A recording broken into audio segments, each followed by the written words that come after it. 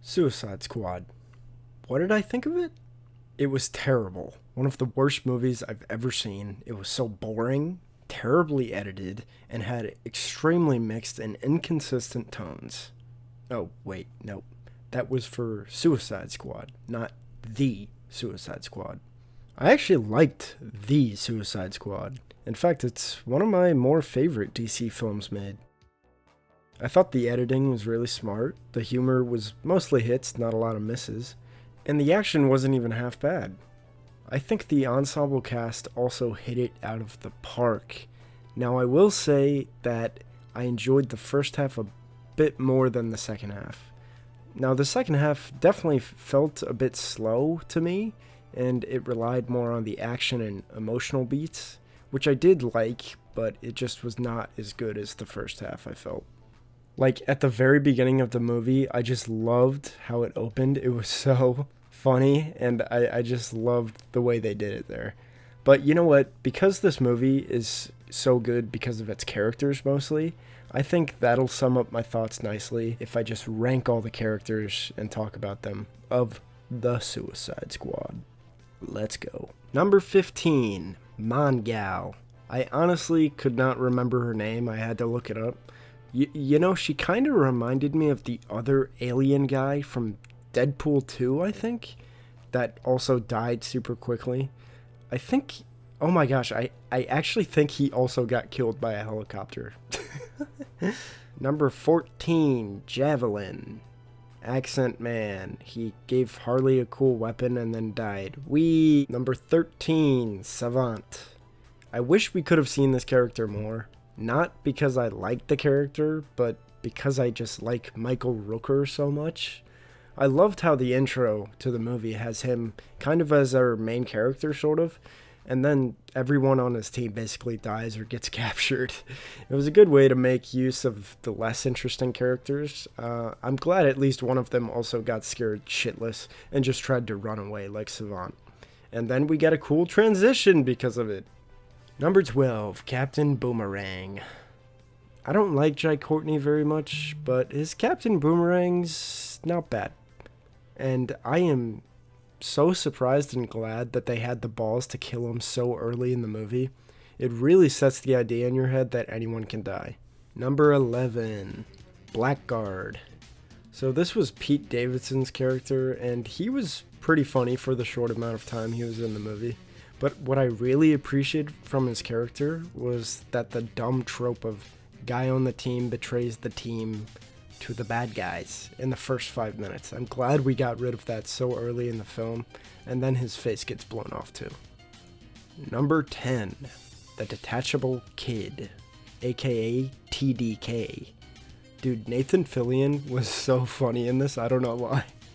I loved when he was trying to describe what TDK stood for, and his fucking superpower was so ridiculous. I loved how it was just like a minor inconvenience to the enemies. This character was just hilarious. Number 9, Weasel. I could not stop laughing at how disturbing and weird this guy was. His eyes are so weird and creepy, and he just has the funniest mannerisms. I also loved how he couldn't swim.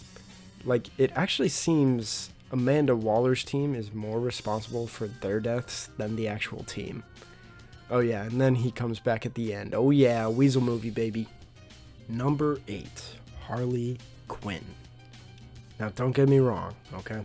I like Harley Quinn, and I think Margot Robbie is a great Harley Quinn. But I've just kind of seen it all with her. You know, with the first Suicide Squad movie and in Birds of Prey and everything. I've just kind of seen everything with her. Nothing really interesting happens with her in this movie, so I wasn't very impressed with her. Her scenes just kind of slowed the movie down. But I did like that flower sequence with her killing everyone. I did like that. Number 7, Peacemaker. Oh yeah, now the characters are getting good. John Cena has been on fire recently, and Peacemaker was another great role for him. I have to say though, I liked him a lot better in the first half of the movie than the second, probably because John Cena's comedic bits and chops were displayed more there. I was a little confused by his motivations and general goals, but I guess we'll find out in the Peacemaker series. Looking forward to it. Number 6, Polkadot Man. It's crazy how this ridiculous character made it into the movie, but here he is. And it's even more crazy how well he was implemented. I have to say a lot of the credit goes to David Dastmalchian? I think that's right. He played this character so well. I liked the bit with his mom the first couple of times. It might have gotten old the 5th time they used it though. But man, the scene where he is just joyfully yelling, "I'm a superhero," and then just gets crushed. You hate to see it. Number 5, Colonel Rick Flagg.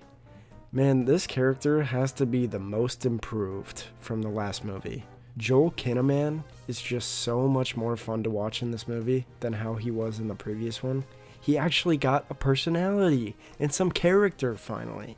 His relationship with the other members were great, but man, that last scene with him fighting Peacemaker and he is getting killed and then he says, "Peacemaker, what a joke." That was so well delivered, so bravo to him. Number 4, Bloodsport. I thought Idris Elba played the straight man to perfection. His reaction to everything in the movie was priceless.